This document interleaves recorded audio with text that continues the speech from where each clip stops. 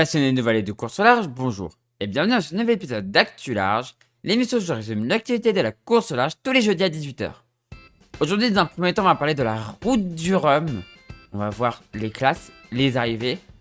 Et ensuite, on parlera de la Golden Globe qui continue. Avec malheureusement, on a eu un peu peur pour Tapio. Donc on va en parler. Du coup, je vous rappelle que si vous voulez rien louper des prochaines vidéos, n'hésitez pas à vous abonner et à activer la petite cloche de notification. Et si vous voulez me retrouver en live sur Twitch, je live tous les jours, sauf les jours indiqués dans le planning qui est en post communauté sur YouTube ou sur mon Discord. Le lien du Discord est en description de la vidéo. Et le lien de la chaîne Twitch est aussi en description de la vidéo. Et du coup, on commence tout de suite avec la route du Rhum. On commence cette Actu Large du coup par la route du Rhum. On va voir ce qui s'est passé sur les différentes classes. Alors la semaine dernière, on avait vu l'arrivée des premiers ultimes. On va voir la suite de l'arrivée des ultimes. On va mettre ça en grand en vrai, ça va être mieux. Et donc voilà, l'arrivée donc de Hidek. Hidek qui bat du coup Actual, donc Francis Jolon qui bat Yves Le Blevec. Ensuite on a l'arrivée du coup de Arthur Le Vaillant sur Mieux, qui prend du coup la 6ème place. Voilà, Banque Populaire qui arrive derrière. Donc Banque Populaire qui finit 7ème. Bon, il dit bien évidemment que c'est pas la place qu'il espérait, mais qui reviendra dans 4 ans. Donc bah tant mieux. Tant mieux s'il revient dans 4 ans, ça sera cool. Et maintenant du coup à partir de ce moment-là, il restait plus qu'un bateau en mer. Enfin il restait plus qu'un ultime en mer. C'est Use It Again. Qui va vers l'arrivée mais qui avance pas très vite. Hein. C'est... après par rapport aux autres ultimes c'est assez logique, mais bon voilà. Donc Use It Again qui va vers l'arrivée. Cette semaine on a eu un petit moment où je me suis un peu énervé parce que la route du Rhum, enfin leur gars avait sorti une vidéo résumée partie 1 de la solitaire, de la route du Rhum. Je me suis un peu énervé, je pense que je suis pas le seul et bizarrement la vidéo a sauté. Bon, ça voudrait dire que au moins la route du Rhum, contrairement à la SEM Vendée qui n'avait rien écouté quand on leur avait dit de supprimer, enfin quand on leur avait dit qu'ils avaient sorti la vidéo trop tôt, la vidéo résumée du Vendée Globe. Qu'ils avaient sorti avant l'arrivée, quand il y avait encore la moitié des bateaux en mer, je crois. On leur avait dit c'est une bêtise, ils n'avaient rien changé.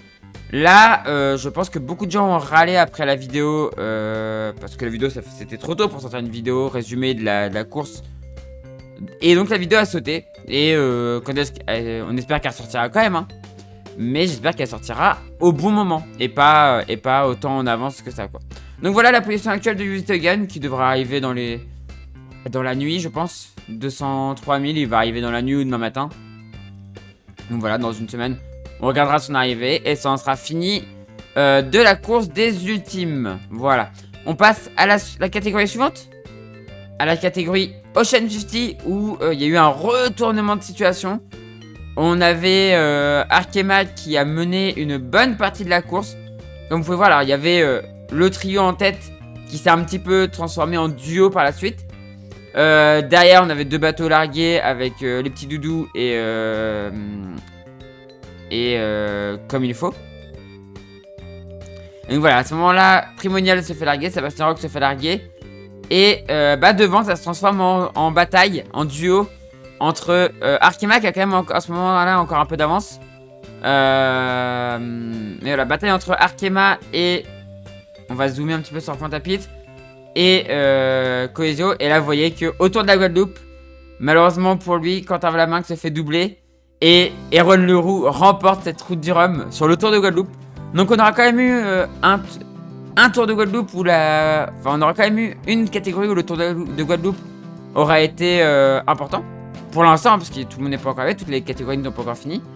Mais voilà, on aura eu au moins une catégorie, donc les Ocean 50, où le Tour de Guadeloupe aura été important, puisque Coesio l'emporte, suivi par Quentin Vlaminck en deuxième position. Donc Erwan Leroux, le patron des Ocean 50, il l'emporte devant Quentin Vlaminck.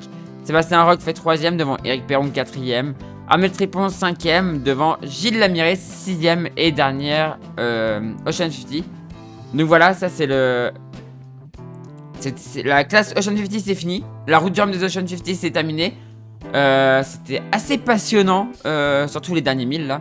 C'était ultra passionnant. On pouvait pas en attendre moins de la classe Ocean 50.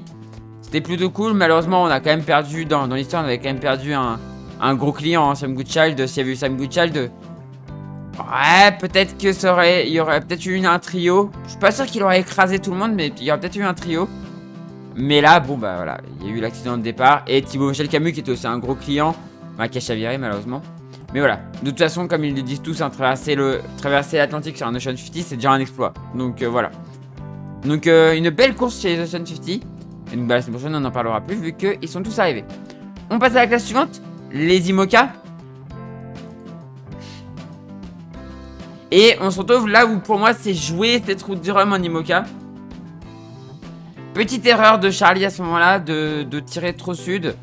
Il laisse un peu la... Voilà, là il laisse la porte ouverte à Thomas. Malheureusement là il laisse la porte ouverte à Thomas. Et Thomas en profite, voilà.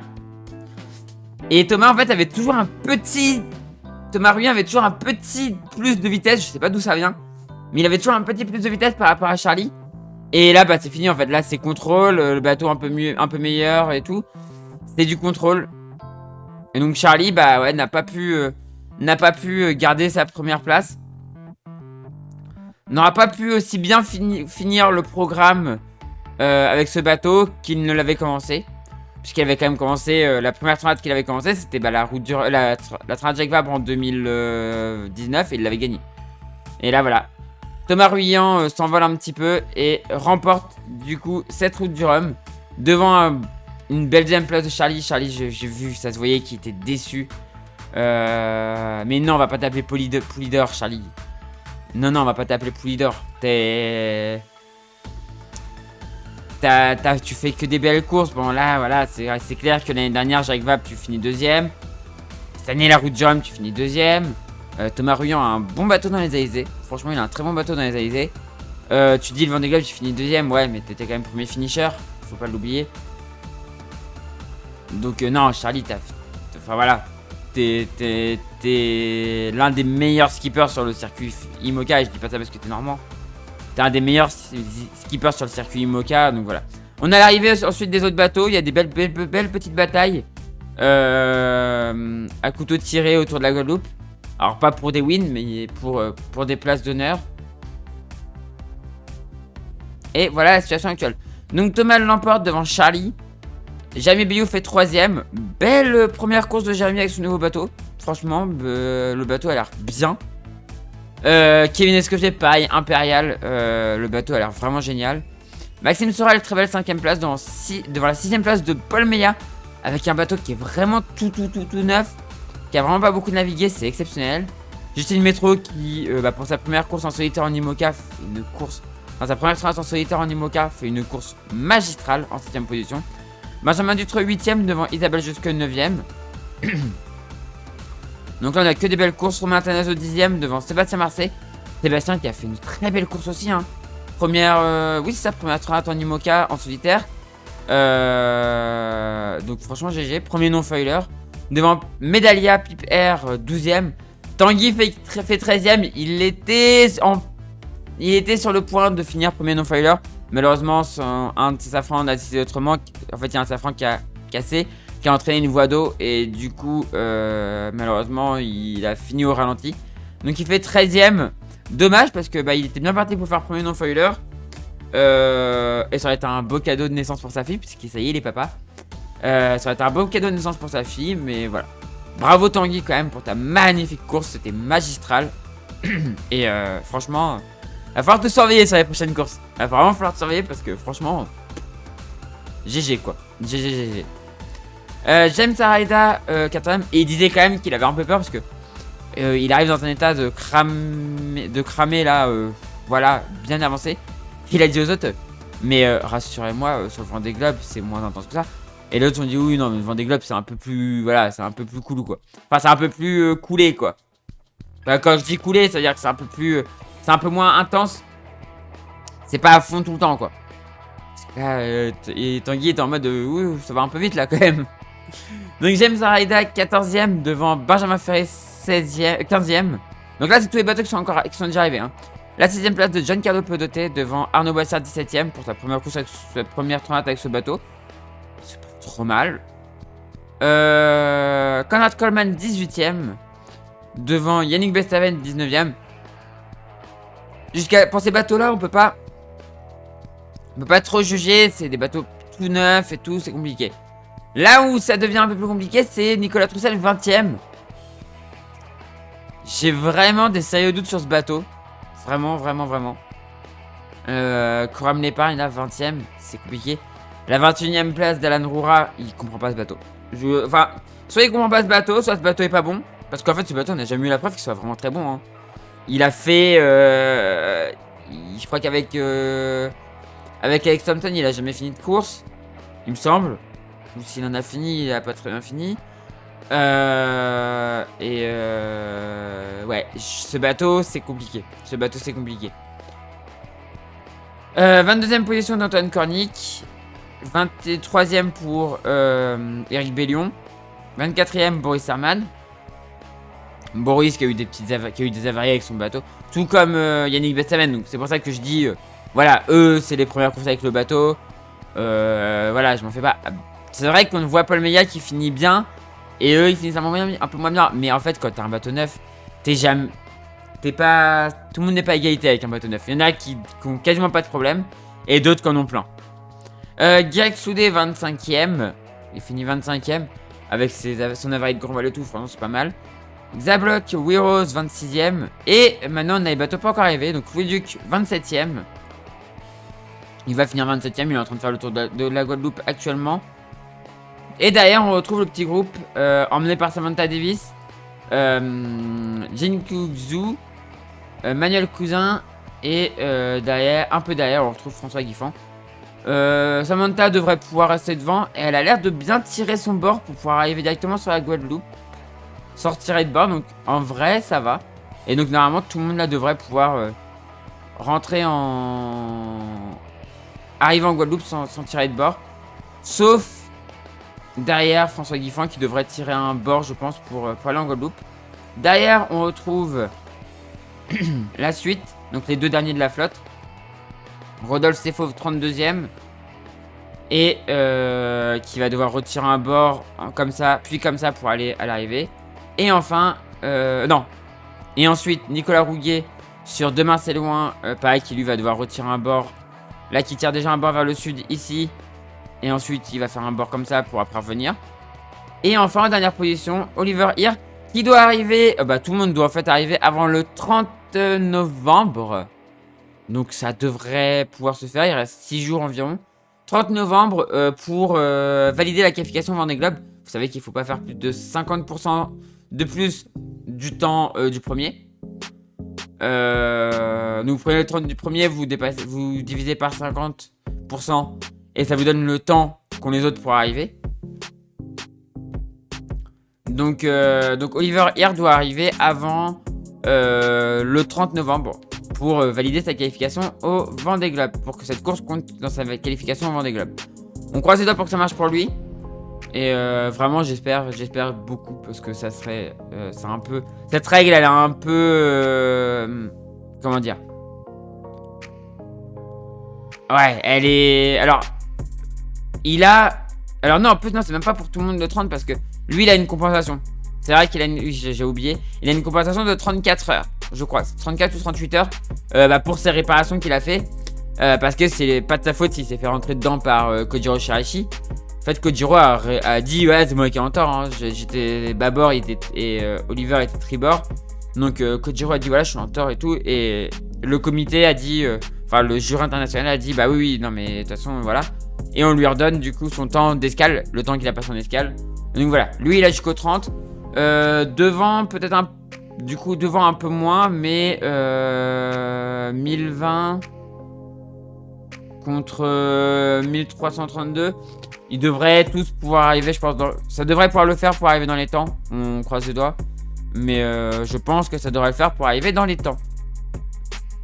Voilà. Donc pour tous ces bateaux-là, il y a encore un empannage vers le nord. Et en plus, enfin vers le nord-ouest. Et un empannage ensuite vers le sud-ouest. À peu près, hein, c'est de l'à peu près. C'est nord-nord-ouest. Des fois, c'est nord-nord-ouest. Des fois, c'est un peu plus nord-ouest. Enfin voilà. C'est en fonction de... l'Alizé, en fait, bouge...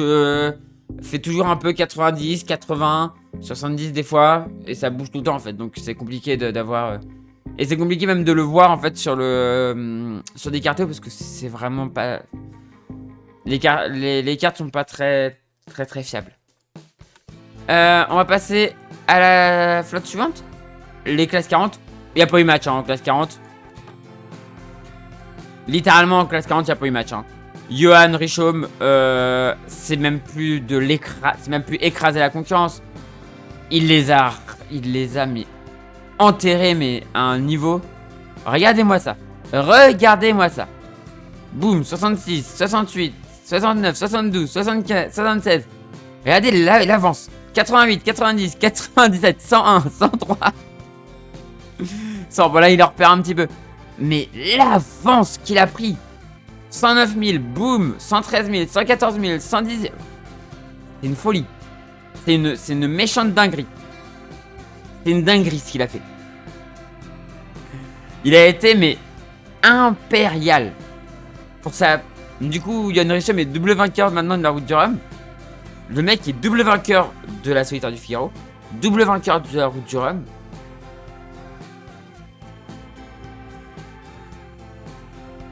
Voilà. juste voilà. C'est exceptionnel. C'est exceptionnel. Et nous voilà, Johan qui remporte sa deuxième route du Rhum. Suivi par... Alors après les mecs étaient revenus un peu derrière parce que ça a tamponné un peu par devant. Mais voilà. Johan Richaume remporte la route du Rhum devant Ambrogio Beccaria. Corentin Duguay fait 3ème. Il a l'air d'être quand même assez content de sa 3ème place. Je pensais qu'il était un peu déçu, mais non, 3ème place, il a l'air d'être assez content quand même. Suivi par Simon Coster 4ème. Antoine Carpentier 5ème devant Xavier Macaire 6ème. Luc Berry 7ème. Et ensuite, Alberto Bona qui est en train d'arriver et en 8ème position. Là, il est en train de faire le tour de la Guadeloupe. Et derrière, bah, on va avoir des beaux matchs pour les places d'honneur. Alors malheureusement, dans le lot, on retrouve Yannick Lipinski qui doit être très déçu. Mais il va y avoir du match. Il va y avoir du match entre les bateaux. On voit ici Marc Lepesque, c'est qui est empané et qui remonte vers le nord-ouest. Donc il va aller se recaler. Mais il va y avoir du match. Alors je pense que Martin Lepape est vraiment bien parti pour garder sa 9ème place. Et après pour la 10ème place, bah, ça va se jouer entre Axel Tréhin et Quito de Pavant. Même si derrière ça peut encore revenir. Donc il va vraiment y avoir du match. Et vous voyez qu'en fait ça se suit un peu. Ça se suit un peu à la queue leu jusqu'à Natal Facon et Maxime Co. Et après on a des bateaux qui sont esselés. On retrouve Hervé Thomas en 56ème position. Encore au nord ici. Qui va devoir rejoindre les Alizés. Trouver un chemin pour rejoindre les Alizés. Et on retrouve Kenny Piprol en 37ème position. À 2057 000 du premier encore pas encore arrivé. Donc à 2000 à plus de 2000 000 de l'arrivée quoi. Voilà, distance au but 2094 000 de l'arrivée. Et sinon bah, voilà tout le petit groupe ici bah, qui tire des bords en fait, qui tire des empannages pour aller vers la Guadeloupe. Voilà. On va regarder un peu les Normands. Bon, ouais, on va faire un petit point sur les Normands quand même. On va partir du dernier Normand que je connais au premier. Donc on retrouve Pierre-Louis Atoel en 29ème position, Vogue avec un Krone qui se trouve ici. Ensuite on va retrouver du coup Marc Lepesque, Curium Life Forward en 21ème position qui est empanné et qui remonte vers le nord. Et Cédric Chateau en 19ème position qui se trouve juste ici pour sa première train en solitaire quand même. À 449 000 de l'arrivée. En 19ème position, un petit top 20 serait pas mal. Il est à la bataille avec Andrea Fornaro. Ça serait bien que les deux Normands arrivent à rentrer dans le top 20. Enfin, ça serait bien que Curium Life, Marc Lepesque rentre dans le top 20 aussi, ce serait cool. C'est possible hein, parce qu'il est bien placé pour revenir là, donc c'est possible, c'est pas impossible. Donc voilà. Donc comme je disais pour tous là l'objectif bah, ça va être de faire des petits empannages pour aller se caler en fait en ley line vers la Guadeloupe. Là-haut bah faut qu'il arrive à passer dans un trou dans la zone sans vent. Et derrière en fait pour Kenny Piprol pareil c'est des petits empannages pour aller vers la Guadeloupe. On va aller voir la flotte suivante. La flotte des Rum Multi. Et là triste nouvelle pour les Rum Multi. Puisqu'on avait suivi l'extraordinaire course de Jess jusqu'à maintenant. Et malheureusement, ce sera pas ce sera pas Gilles Bucknott qui remportera la route du Rhum. Pourtant, il a fait une course fantastique. Alors là, on a un petit problème de positionnement, mais ça, c'est rien. À ce moment-là, c'est rien. Sauf qu'hier, on a perdu sa position. Et là, c'était pas rien. Malheureusement. Puisque Gilles Bucknott a chaviré. Alors, on va avancer un peu plus rapidement le temps, parce qu'on est déjà à 18 minutes là. Gilles Bucknott a chaviré malheureusement, pas très loin de l'arrivée en plus. C'est rageant. C'est rageant parce qu'il a fait une course magistrale. Avec un bateau qui a l'air d'être fantastique. Un petit trimaran avec des petits foils, avec des plans porteurs sur les safrans. Enfin, c'est un petit trimaran, c'est une petite boum ce trimaran. Et malheureusement, il a chaviré pas très loin de l'arrivée. Et ça doit être tellement rageant, ça doit te... Il avait déjà eu des petites avaries, on voit les petites trajectoires un peu bizarres là, c'est des petites avaries qu'il a eu.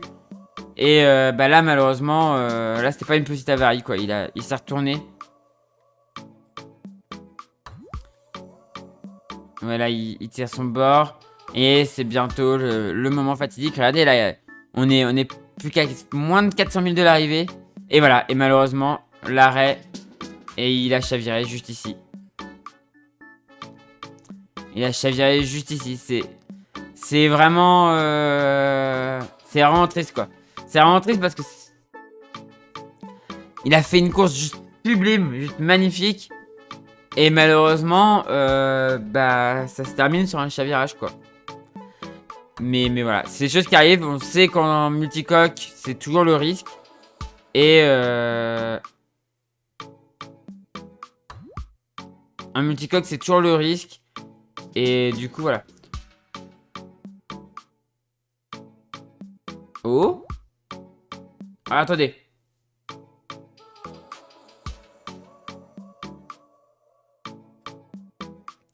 Alors, ça, c'est un truc que j'ai pas vu pendant le point. Alors, ça y était pas encore. Oh là là. Alors, Loïc Escoffier. Alors, on va voir. On va parler de la situation actuelle.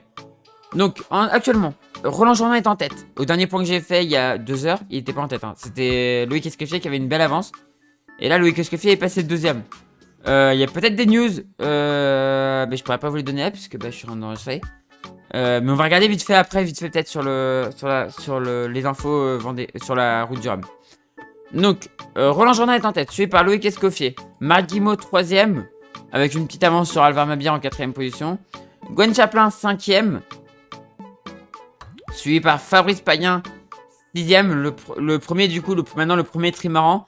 À la bataille avec Philippe Poupon, qui a descendu plus au sud et qui ça y est a empanné sur son flot en 7ème position. On va voir qui va passer, qui va être devant l'autre. Mais attention, c'est du multicoque, donc tout peut arriver. Etienne Hoched, qui se débrouille super bien. Je pensais pas qu'il allait réussir à suivre le rythme comme ça. En 8ème position. Et après, on retrouve le groupe ce que j'appelle le groupe des vieux trimarans. Donc Thomas Lurton en 9ème position, juste devant Charlie Capel. Et là, surtout une histoire de position nord-sud. Hein. Sinon, ils sont à peu près tous à égalité. Christophe Beaugrand sur son château de Launay en 11ème position devant Laurent Etemer en 12ème position. David Ducosson est toujours marqué en course, mais pour moi il a abandonné. Hein. Il est encore à la Corogne, il pourra pas repartir dans les temps. Donc pour moi il a abandonné. Donc voilà le classement actuel. Donc là jolie petite bataille entre les vieux trimarans. Entre les vieux trimarans, qui arrivera en tête, on verra. Mais tous ont l'air de vouloir tirer un bord vers le sud, puis après remonter. Tout comme les autres ont fait en fait. Il y a juste en fait Fabrice Payen qui a tiré des plus petits bords, et donc qui est resté plus au nord que Philippe Poupon. Mais j'ai l'impression que la stratégie de Philippe Poupon est un petit peu meilleure, donc on verra qui passera en tête. Mais voilà. Et en tête, du coup, ce qui se passe... tout à l'heure, Loïc Escoffier était en tête, et là, il fait une trajectoire assez bizarre. Qu'est-ce qui s'est passé? Est-ce qu'il y a une avarie? Enfin, je sais pas. Je sais pas du tout ce qu'il y a. Mais en tout cas, voilà, il fait une trajectoire assez bizarre. Et du coup, ça permet à Roland Jourdain de passer en tête. Et donc, Roland Jourdain peut-être parti. Peut-être parti pour être triple vainqueur de la route du Rhum. Non, mais je pose ça là. Hein. Je pose ça là. Monsieur Roland Jourdain, peut-être parti pour être triple vainqueur de la route du Rhum. Il est actuellement à 220 000 de l'arrivée. Dans 220 000, s'il est toujours en tête, il sera triple vainqueur de la route du Rhum. Voilà. Le mec est parti en mode, non mais l'objectif c'est de traverser. Le mec est en passe d'aller gagner la route du Rhum. Je pose juste ça là comme ça, hein, voilà. Allez, du coup on va aller voir maintenant, on va finir avec les Rhum Mono. On va voir ce qui s'est passé chez les Rhum Mono. Avec Jean-Pierre Dick toujours largement en tête. Wilfried qui garde sa 3ème position, tout comme Catherine Chabot qui garde sa 2ème position. Alors Wilfried, il y a toujours ses problèmes d'actualisation de positionnement.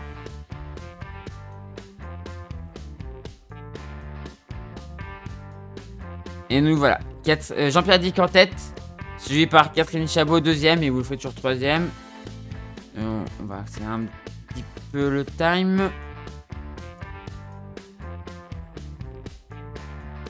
Donc voilà, on retrouve Wilfried toujours un peu ici, là.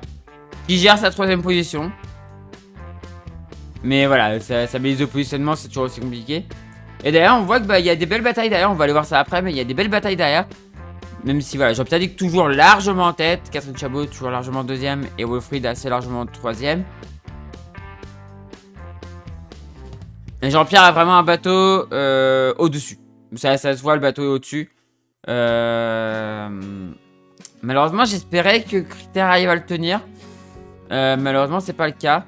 En fait, l'option de Wilfried dans la première partie de course lui a un petit peu... lui a gâché le truc, quoi. Vraiment, son option de début de course lui a gâché la course. Et donc, voilà la position actuelle. Donc, Jean-Pierre Dick toujours en tête. À 9 nœuds 4 actuellement. Suivi par Catherine Chabot en 2ème position. Wilfried en 3ème position. Alors, c'est pas les positions actuelles. Hein. Regardez, Catherine Chabot, sa position c'est à 13h04, c'est-à-dire il y a 1 heure. Wilfried, 12h39, c'est-à-dire qu'il y a un peu plus d'1 heure aussi. Il y a presque 2 heures. Willy Bissant en 4ème position. À 885 000 du premier, alors que Wilfried est à 717 000. Donc, il y a quand même une belle avance. Derrière, on retrouve Gilles Colubi en 5ème position. Il manque un bateau. Il manque Elora, qui est non localisé, mais qui est normalement à la bataille avec Gilles Colubi dans le coin. Derrière, on va retrouver des belles batailles aussi. Alors, une bataille à distance entre Guy Pronier et Rémi Guérin et Fabio Gennari. On voit qu'ils sont à peu près, même si Guy Pronier a quand même une meilleure place, parce qu'il est un peu plus dans l'ouest. Donc, il est un peu mieux placé. Mais sinon, on a une belle bataille entre les deux là. Là-haut, on a Penduic qui est empétolé à 4 nœuds dans la zone avec très peu de vent, en 7ème position. Et là, on a la bataille, pour pas finir dernier, entre Jean-Sébastien Biard et Daniel Ecalard. Et Daniel Ecalard. On va voir qui va finir dernier de cette route du Rhum. Je parierais plus sur une dernière place de Daniel Ecalard, parce que je pense que la position de Jean-Sébastien Biard est un peu meilleure, mais à voir. À voir.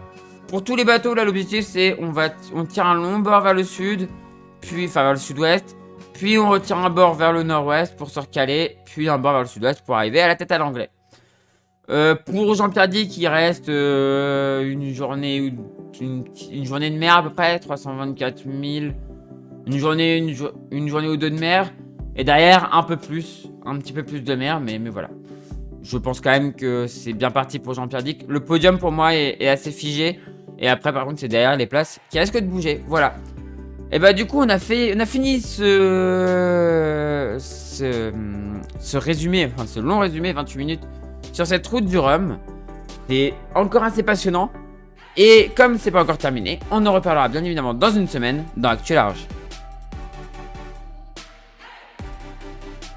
On finit cet Actu Large qui est déjà assez long, même s'il n'y a que 2 sujets, il est déjà assez long, par la Golden Globe Race, qui malheureusement a failli perdre un skipper. La semaine dernière, on avait vu la trajectoire bizarre de Tapio, et malheureusement, le bateau a coulé. Voilà, le bateau a coulé. J'ai pas trouvé les raisons, il a pas expliqué. Mais en gros, voilà, le bateau a pris l'eau et a coulé. Il a été récupéré dans un radeau de survie. Alors, Tapio est en vie, c'est le principal. Mais voilà. La semaine dernière, on avait déjà des mauvaises nouvelles avec des abandons tristes. Et là, on a un bateau qui coule. C'est... Voilà, c'est les dangers de cette course. C'est les dangers... Enfin, c'est... Voilà.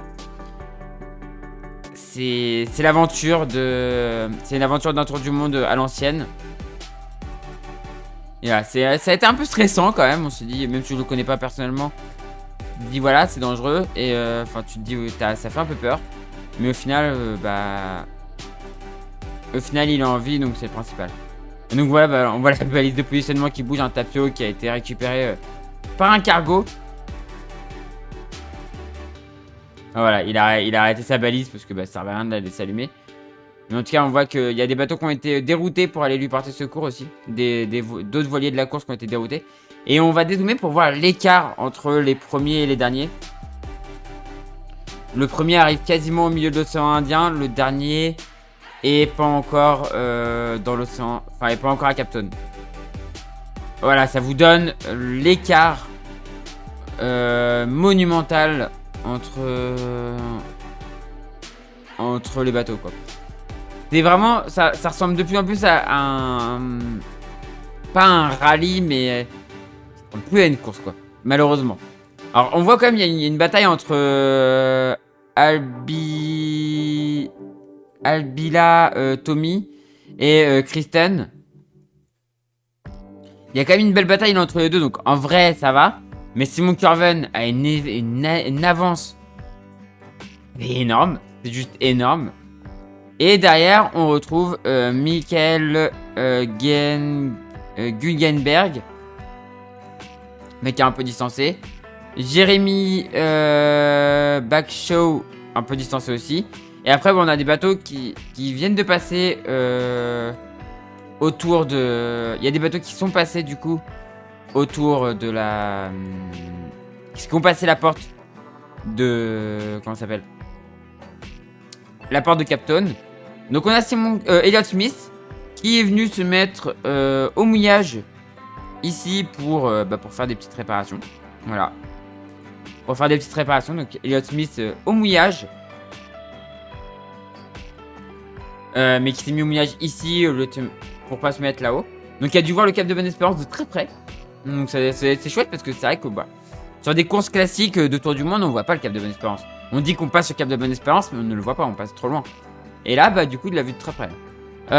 Prochain à passer la porte, c'est Lan Ebert Jones. Et derrière, donc, qui arrive de très sud, hein, qui avait une trajectoire assez sud. Et derrière, on a d'autres bateaux qui sont encore très loin.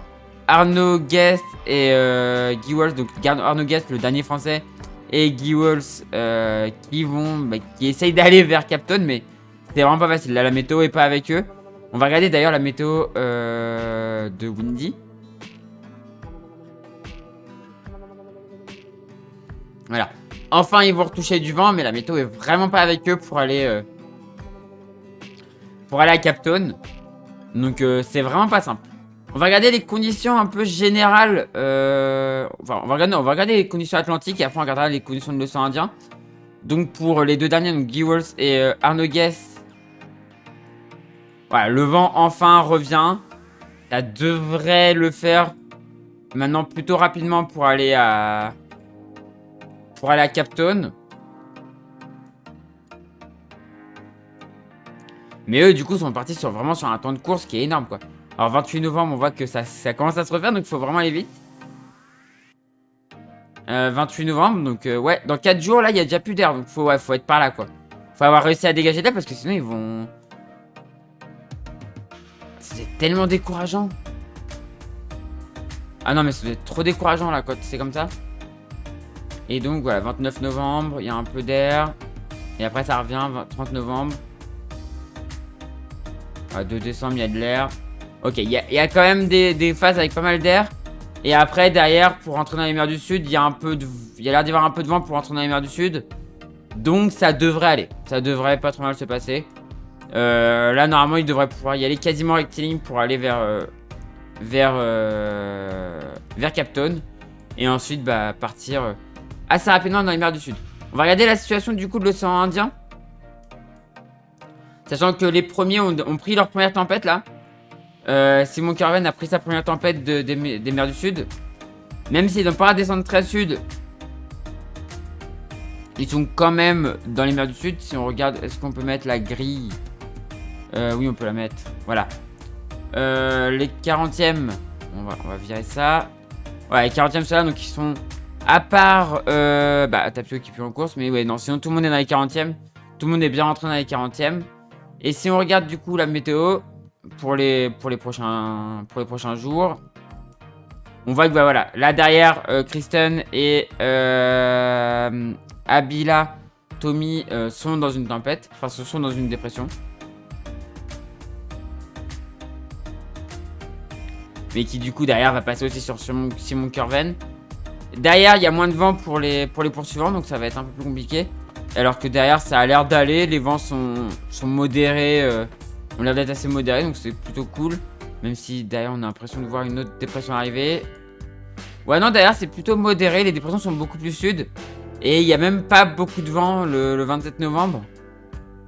Il n'y a pas un vent de folie le 27 novembre. Ah ouais, après c'est cool. Et j'ai dit que pour la descente ça allait aller.